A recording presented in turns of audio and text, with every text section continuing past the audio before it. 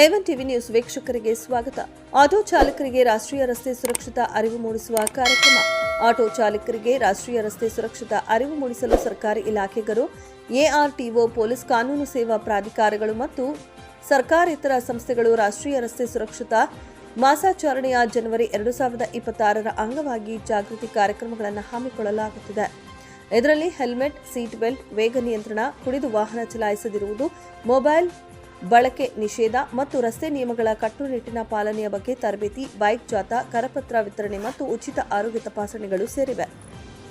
ಇದರ ಮುಖ್ಯ ಉದ್ದೇಶ ಅಪಘಾತಗಳನ್ನು ತಡೆಗಟ್ಟಿ ಜೀವ ಉಳಿಸುವುದಾಗಿದೆ. ಇದರ ಬಗ್ಗೆ ಆಟೋ ಚಾಲಕರಿಗೆ ಅರಿವುಗೊಳಿಸಲು ಇಂದು ನಗರದ ಗುರುಭವನದ ಮುಂಭಾಗ ಇರುವ ಆಟೋ ಸ್ಟ್ಯಾಂಡ್ನಲ್ಲಿ 37ನೇ ರಾಷ್ಟ್ರೀಯ ರಸ್ತೆ ಸುರಕ್ಷತಾ ಮಾಸಾಚರಣೆ 2026ರ ಪ್ರಯುಕ್ತ ಅರಿವು ಮೂಡಿಸುವ ಕಾರ್ಯಕ್ರಮ ಆಯೋಜಿಸಲಾಗಿತ್ತು. ಈ ವೇಳೆ ಮೋಟಾರ್ ವಾಹನ ನಿರೀಕ್ಷಕರಾದ ನರಸೇಗೌಡ ಮಾತನಾಡಿ, ನಮ್ಮ ರಕ್ಷಣೆಗಾಗಿ ಇರುವ ಸಾಧನವಾಗಿದೆ, ಅದನ್ನು ಪಾಲಿಸಬೇಕಾಗಿರುವುದು ನಮ್ಮ ಕರ್ತವ್ಯ, ನಮ್ಮ ರಕ್ಷಣೆ ನಮ್ಮ ಕೈಯಲ್ಲಿದೆ. 2 ನಿಮಿಷ ಅಜಾಗರೂಕತೆಯಿಂದ ನಾವು ರಸ್ತೆಯಲ್ಲಿ ವಾಹನ ಚಲಾಯಿಸಿದರೆ ನಮಗೆ ಕಷ್ಟವಾಗುವುದು ಮಾತ್ರವಲ್ಲದೆ ನಮ್ಮನ್ನು ಅವಲಂಬಿಸಿದವರಿಗೂ ತೊಂದರೆಯಾಗುತ್ತೆ ಎಂದರು.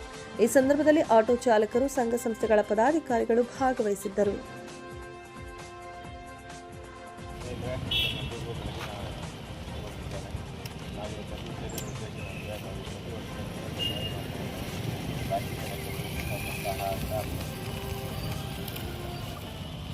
ನಾವಿದು ಮಾಡ್ತಿರೋ ಉದ್ದೇಶ ಅಂದರೆ ನಾವು ಸಾಧ್ಯ ಆದಷ್ಟು ರಸ್ತೆ ಅಪಘಾತಗಳನ್ನು ತಡೆಗಟ್ಟಬೇಕು. ಕರೋನಾ ಕ್ಯಾನ್ಸರ್ಗಿಂತ ದೊಡ್ಡ ಪಿಡುಗಾಗಿ ಇವತ್ತು ನಮ್ಮ ದೇಶಕ್ಕೆ ಆಗ್ತಾ ಇರೋದ್ರಿಂದ ಈ ರಸ್ತೆ ಅಪಘಾತದಲ್ಲಿ ಮರಣ ಹೋಗ್ತಾರೆ ತುಂಬ ಸಂಖ್ಯೆ ಜಾಸ್ತಿ ಆಗ್ತಾರೆ. ಇದಕ್ಕೆ ಆಗ್ತಾ ಇರೋ ಕಾರಣ ಏನಂದರೆ ನಮ್ಮ ನೆಗ್ಲಿಜೆನ್ಸ್ ಮಾಡ್ತೀವಿ, ನಾವು ಏನಂತಂದ್ರೆ ಸೀಟ್ ಬೆಲ್ಟ್ ಹಾಕೋದಿಲ್ಲ, ಇಲ್ಲೇ ಹತ್ರ ಹೋಗ್ತಾಗಿರಲ್ಲ ಅಂತೀವಿ ಮತ್ತೊಂದು ನಮ್ಮ ಹಾಕಿದವರಿಗೆಲ್ಲ ನಮ್ಮ